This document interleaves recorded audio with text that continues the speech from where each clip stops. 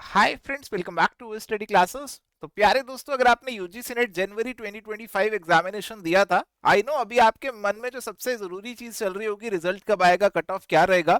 But at the back of the mind हमें कहीं ना कुछ चीजें मालूम होती हैं। हमें पता होता है कि हमारा परफॉर्मेंस कैसा था, और कहीं ना कहीं कुछ अंदाजा लग जाता है कि हमारा इस बार हो जाएगा या फिर नहीं होगा।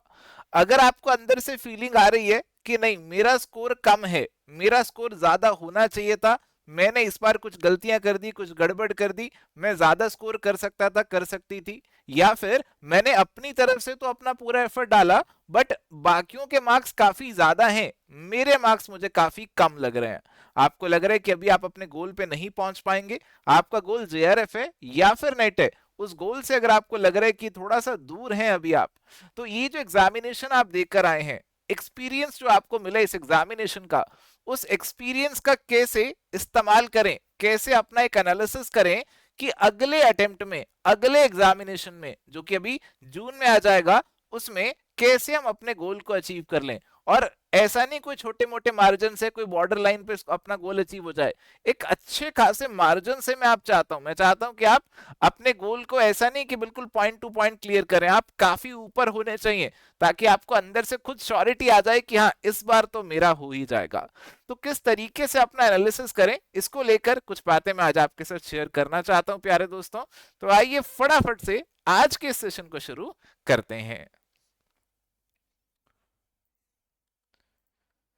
चलिए, तो प्यारे दोस्तों, यहाँ पे अगर आपका स्कोर कम है तो कहीं ना कहीं आपको ये फीलिंग आ रहा होगा कि अरे, इस एग्जामिनेशन के लिए दोबारा से स्टार्ट करते हैं, दोबारा से अपना जो प्रिपरेशन है उसको चालू करते हैं। अब कई लोग क्या होते हैं कि जैसे पिछली बार पढ़ाई करके गए, वैसे ही सेम स्ट्रेटेजी से अगली बार भी पढ़ाई करके चले गए, और ये चीज कहीं ना कहीं गड़बड़ हो जाती है कि आप पहले भी जैसे कर रहे थे वैसे ही अगली बार कर रहे हैं, जो गलतियां पिछली बार करी वही अगली बार भी हो जाएंगी, उसका कोई फायदा नहीं है, आप अपना टाइम खामखा वेस्ट करेंगे। अभी आपकी स्ट्रेटेजी के अंदर कुछ परिवर्तन आना चाहिए, कुछ बदलाव आना चाहिए, क्योंकि ये जो एग्जामिनेशन का एक्सपीरियंस हमने दिया, उसमें जो चीजें इस बार निकल कर आई, उनको अपनी प्रिपरेशन में इंक्लूड करना है। और ये प्रिपरेशन में कैसे इंक्लूड होंगी, उसके लिए आपको एक एनालिसिस अपना करना पड़ेगा।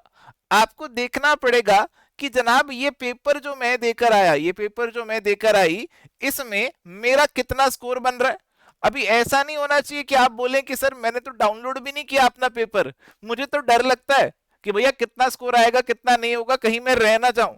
तो भैया, ये डर से आप आगे बढ़ो, अपना पेपर डाउनलोड करो, स्कोर कैलकुलेट करो, और देखो कि आप कहां पे लाई कर रहे हो, कहां पे स्टैंड कर रहे हो।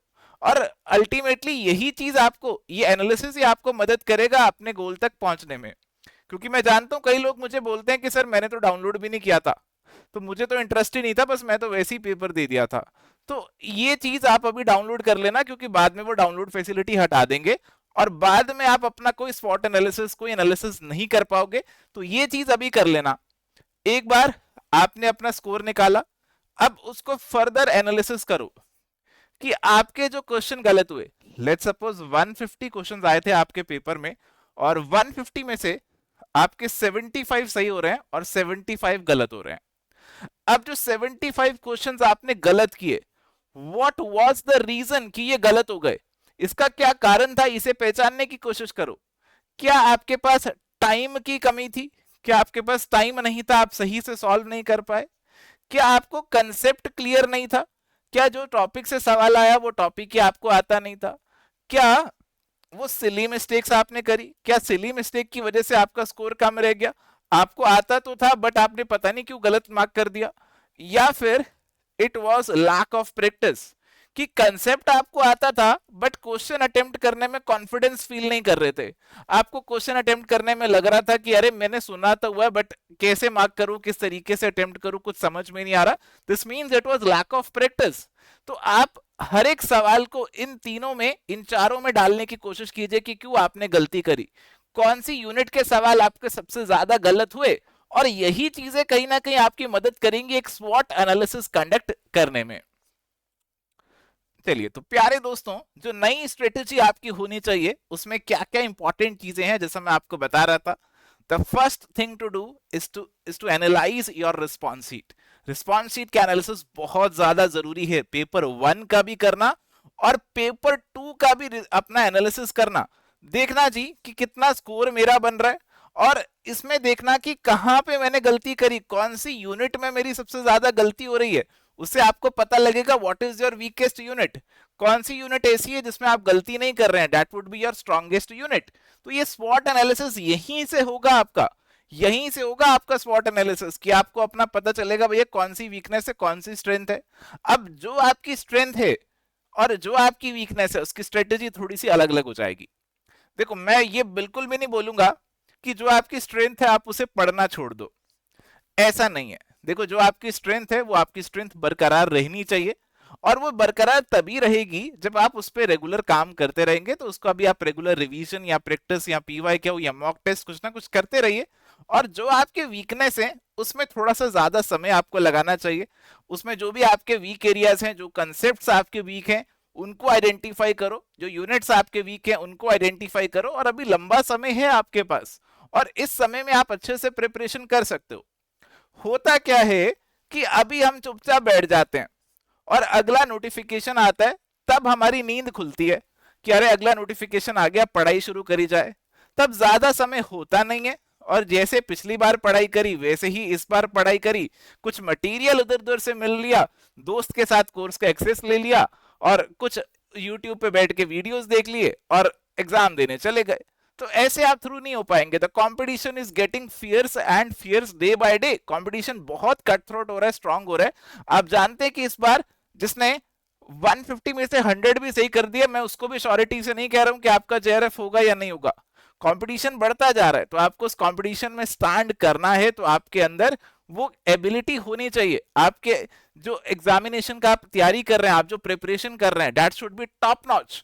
कहीं ना कहीं कोई कमी नहीं रहनी चाहिए, तभी आप अपने आप को कहीं ना कहीं इस एग्जामिनेशन को क्लियर करता हुआ देख सकते हो। देखो जी जो आपके स्ट्रॉन्ग एरियाज हैं, मैंने जैसे ही बोला उसको भी आपको स्ट्रॉन्ग बनाए रखना है, जो वीक एरियाज है उनकी भी दबा के आपको प्रैक्टिस करनी है। तो इस तरीके से अपना एक डेडिकेटेड स्टडी प्लान तैयार कीजिए, उस स्टडी प्लान को अभी आपको फॉलो भी करना है। देखो प्लान बनाना सबसे आसान होता है कि प्लान बना लिया जी, अब प्लान को एग्जीक्यूट करना इज द इंपॉर्टेंट थिंग। आप उस प्लान को जो आपने बनाया उसको एग्जीक्यूट कीजिए, और उस प्लान के अंदर क्या क्या चीजें होनी चाहिए। देखो आपकी पढ़ाई जो है, आपका जो सिलेबस जो है वो भी कवर होना चाहिए, और उसमें एक बहुत बड़ा एलिमेंट है प्रैक्टिस का। अगर आप प्रैक्टिस करके नहीं जाओगे, हो सकता है आपने पिछली बार बहुत प्रैक्टिस करी, इस बार प्रैक्टिस नहीं करके जाओगे ना, तो दिक्कत फेस करोगे। तो प्रैक्टिस को एक इंपॉर्टेंट रोल देना, प्रैक्टिस दबा के करना, प्रैक्टिस अच्छे से करना जी। और कई लोग मेरे से पूछते हैं कि सर पिछले 3 साल के कर लें बहुत है क्या, पिछले 5 साल के कर लें बहुत है क्या। देखो जी बहुत कुछ भी नहीं है। ओशन जो है ना, ये समुंदर है, ये एंडलेस है। जितना आप कर सकते हो, जितना ज्यादा आप करके जा सकते हो उतना ज्यादा करके जाइए, बट हाँ कम से कम पिछले 5 साल या 10 साल के जरूर करके जाइए, एटलीस्ट 5 ईयर्स के तो करना ही है। प्रीवियस ईयर पेपर्स करके जाइए, मॉक टेस्ट वगैरह लगा सकते हैं तो वो भी लगा के जाइए, क्योंकि जब आप घर से ही प्रैक्टिस करके जाते हो ना, मॉक वगैरह लगा के जाते हो, तो आपका एनालिसिस, ये जो स्वॉट एनालिसिस है ना, ये पेपर के बाद करने की जरूरत नहीं पड़ती, ये मॉक के बाद ही कर सकते हो। और फिर 6 महीने का इंतजार नहीं करना पड़ता दोबारा एग्जाम देने के लिए। आप मॉक के बाद अगला एग्जामिनेशन जो भी आ रहा है उसमें आप बैठ के अपना गोल को अचीव कर सकते हो। तो ये कुछ छोटी छोटी बातें थी जो मुझे लगा आज आपके साथ डिस्कस करनी चाहिए, शेयर करनी चाहिए, तो इसीलिए आज का एक छोटा सा वीडियो बनाया। एंड प्यारे दोस्तों, अगर आप एवर स्टडी क्लासेस के कोर्सेज में ज्वाइन करने का सोच रहे हैं, तो हमारे यूजीसी नेट कॉमर्स और मैनेजमेंट के कोर्सेज पे भी फ्लैट 40% ऑफ आपको देखने को मिल जाएगा। प्रोमो कोड नेट 40 है जी, ये प्रोमो कोड अप्लाई करेंगे तो ये 40% ऑफ आपको मिल जाएगा। पेपर 2 या फिर पेपर 1 प्लस पेपर 2 दोनों के लिए आप कोर्सेज को चेकआउट कर सकते हैं, दोनों ज्वाइन कर सकते हैं। तो ये थी जी बातें आज के लिए इस छोटे से सेशन में। एंड अगर आपकी कोई क्वेरी है तो आप हमें रीच आउट कर सकते हैं कॉल या व्हाट्सएप से, ये नंबर आपको यहाँ पे दिख ही रहा है। इस सेशन को यहाँ पे एंड करते हैं, मिलेंगे नेक्स्ट सेशन में बहुत ही जल्दी। एंड आई विश कि आपका रिजल्ट वगैरह भी बहुत ही जल्दी आ जाए। I wish you all the very best. तो आइए मिलते हैं जी रिजल्ट के बाद। Till then good bye, take care, all the best.